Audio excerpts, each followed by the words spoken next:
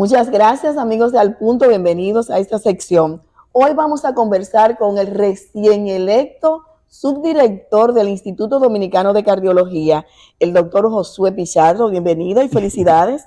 Gracias Martina, por su elección. Gracias por invitarme a compartir contigo y por recordar eso que recientemente ha pasado, que es que me han elegido como su director del Instituto Dominicano de Cardiología, donde espero poder dar, ¿verdad?, todo lo que me han dado en el hospital a través de todos estos 20 años de pertenencia a esa gran familia. Así que yo feliz, contento y confiado en Dios de que voy a poder, junto con todos mis colegas, ¿verdad?, poder hacer un buen trabajo dentro del hospital. Y a usted lo escogen precisamente en febrero, el mes del corazón.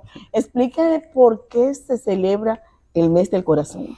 Sí, el mes de febrero es el mes del amor y la amistad, pero además se ha tomado como mes del corazón en República Dominicana, justamente para alertar o para decirle a la población que hay una cantidad de factores de riesgo que pueden ser prevenibles desde el punto de vista de prevención cardiovascular, en cuestión de evitar las enfermedades del corazón.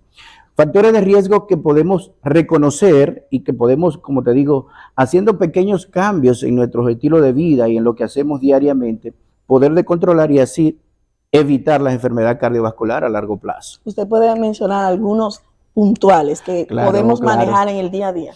Claro, por ejemplo, el sedentarismo, o sea, el no hacer actividad física es un factor de riesgo, el tener un sobrepeso es un factor de riesgo, tener la presión descontrolada es un factor de riesgo cardiovascular, tener los colesteroles elevados es un factor de riesgo cardiovascular. ¿Por qué? Porque todos esos factores se juntan al final y son ellos que van a llevar justamente a la aparición de enfermedades cardiovasculares sistémicas, entiéndase, a producción de infarto, a producción de stroke, a producción de enfermedad aterosclerótica en todas las arterias del cuerpo. Entonces, son factores que podemos prevenir con hacer simples cosas al día a día. Si tú eres sedentario, haciendo ejercicio 5 veces a la semana, 30 minutos, 150 minutos a la semana de tu vida, va a ayudar justamente a prevenir una enfermedad cardiovascular futura. La enfermedad cardiovascular, lo que más preocupa es el infarto. ¿Por qué se produce un infarto? Esa palabra asusta desde que se dice. Sí. Y como tú escuchas, muchísimas personas, y lamentablemente a veces se abulta también, porque todo el que muere y que no saben de qué murió es un infarto. Entonces, esa palabra perfectamente pues asusta, da un poco de miedo, porque hablar de infarto significa muerte de células, sí, muerte de una parte del corazón. ¿Por qué se produce un infarto? Mira, hablábamos de enfermedad aterosclerótica. ¿Qué es la aterosclerosis? Para que lleguemos a cómo se produce un infarto.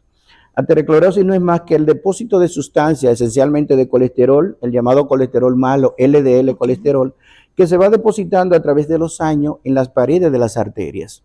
Esas paredes entonces se van endureciendo y se van obstruyendo la luz por donde pasa la sangre. Llega un momento que las arterias que le dan sangre al corazón, que son las coronarias, pueden obstruirse por esa enfermedad aterosclerótica. Y si no llega sangre a un área específica del corazón, esa área se infarta. La palabra infarto significa muerte celular. O sea, esa área específicamente que no está recibiendo sangre, que no está recibiendo oxigenación adecuadamente, se infarta, se muere. ¿Qué es lo que realmente lleva al infarto en el momento? La interrupción abrupta de la circulación. Por una enfermedad que ha sido a largo plazo, porque la enfermedad aterosclerótica no comienza de hoy para mañana. La enfermedad aterosclerótica, como te digo, es depósito de colesterol a través del tiempo, que puede ser silente, años. Por eso, la enfermedad aterosclerótica, que a veces algunas personas piensan que es enfermedad solamente de viejitos, de personas envejecientes. No, la enfermedad aterosclerótica puede empezar perfectamente cuando eres una persona joven. ¿Puede nacer con esa enfermedad? De hecho, se han hecho autopsias en recién nacidos, en natimuertos, donde se ha visto ya esbozo de enfermedad aterosclerótica. ¿Qué significa eso? Que la enfermedad aterosclerótica entonces puede hasta nacer con nosotros, ¿entiendes? Y desarrollarse a través del tiempo, a largo plazo, hasta llevar justamente a una obstrucción de una arteria y producir un infarto. Pero los infartos no son solamente en el corazón, que también es una confusión. A veces los infartos pueden ocurrir en cualquier parte del cuerpo, en una pierna. Correctamente. O sea, tú puedes producir un infarto cerebral, por ejemplo, que es el llamado stroke, o una trombosis, por la misma enfermedad aterosclerótica. O sea, las arterias que llevan sangre al cerebro, principalmente las carótidas, que son las principales que suben, pueden también tener enfermedad aterosclerótica y obstruirse, pero las arterias que están dentro del cerebro también pueden irse tapando de manera gradual, bien, y producir un infarto cerebral. ¿Y no le da ningún síntoma, doctor? Mira qué pasa, la enfermedad aterosclerótica es silente inicialmente. ¿Por qué? Porque se comienza a depositar calcio y grasa, pero no obstruye de inmediato una arteria, sino que si tú tienes una arteria, por ejemplo, de este calibre y se va cerrando poco a poco hasta que no se obstruye más de un 70% de la arteria, probablemente no haya síntomas.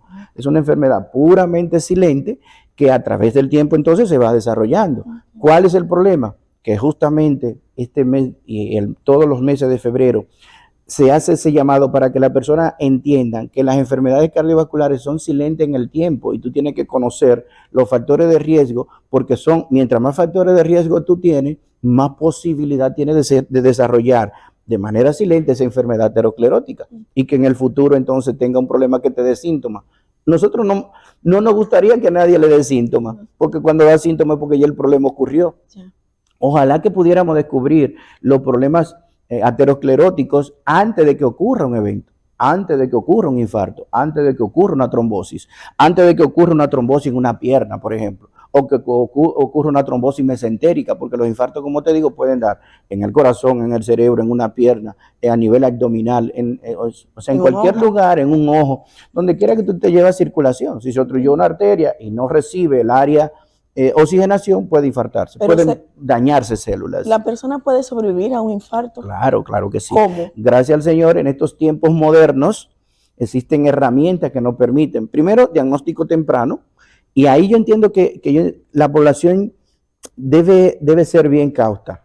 Mientras más temprano se logra diagnosticar un infarto, más posibilidades de sobrevivencia hay y más posibilidades de que el corazón sufra menos daño. ¿Qué pasa con eso? Antes, casi todo el que le daba un infarto fallecía. Sí.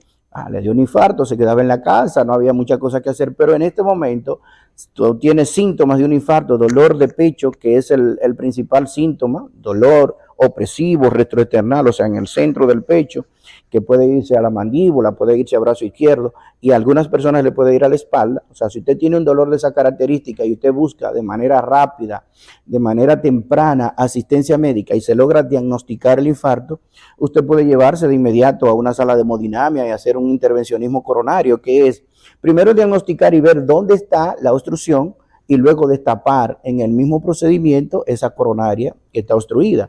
Por lo tanto, las posibilidades de sobrevivencia son muchísimos más. Hay infartos que son fulminantes. Eso, exacto.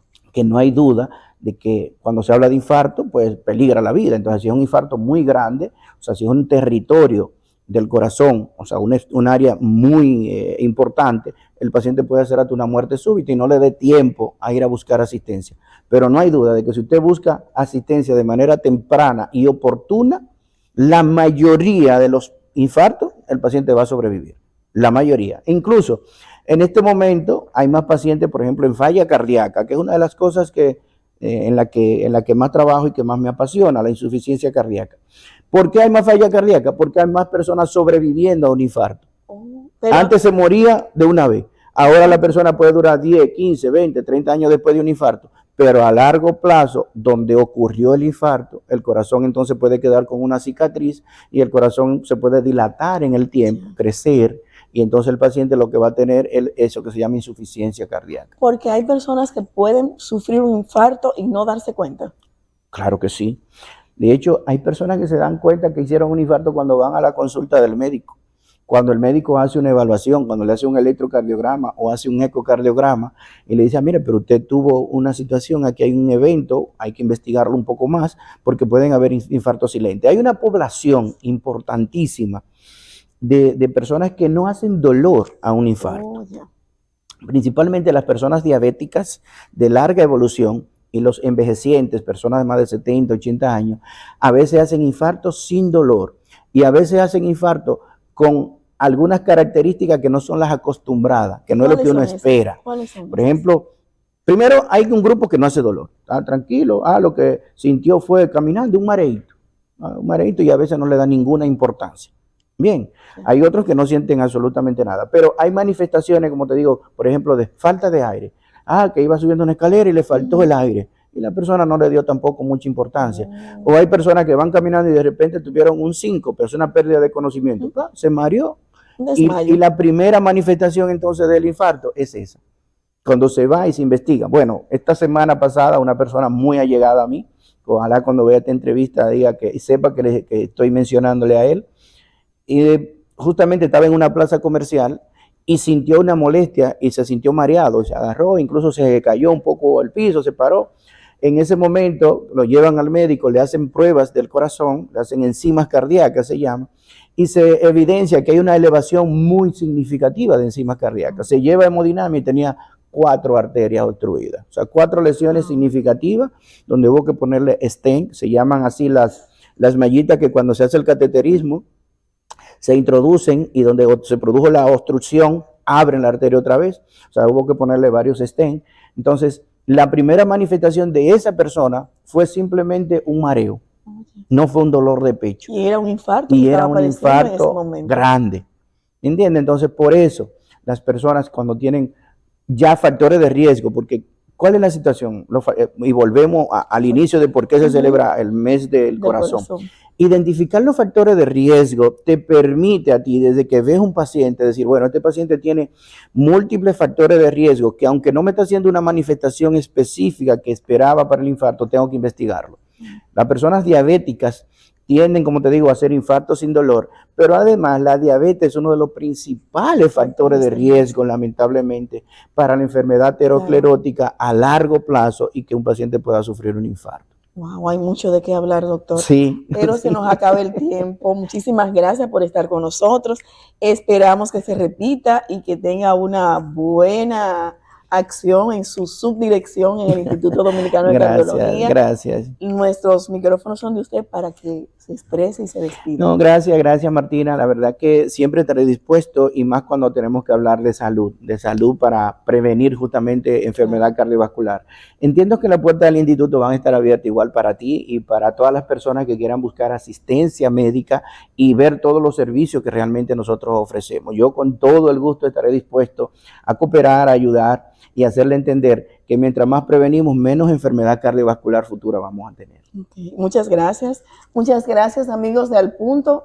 Ustedes vieron con quién conversamos, el doctor Josué Pichardo, un cardiólogo experto que desde ayer viernes se convirtió en el subdirector del Instituto Dominicano de Cardiología. Volvemos con ustedes.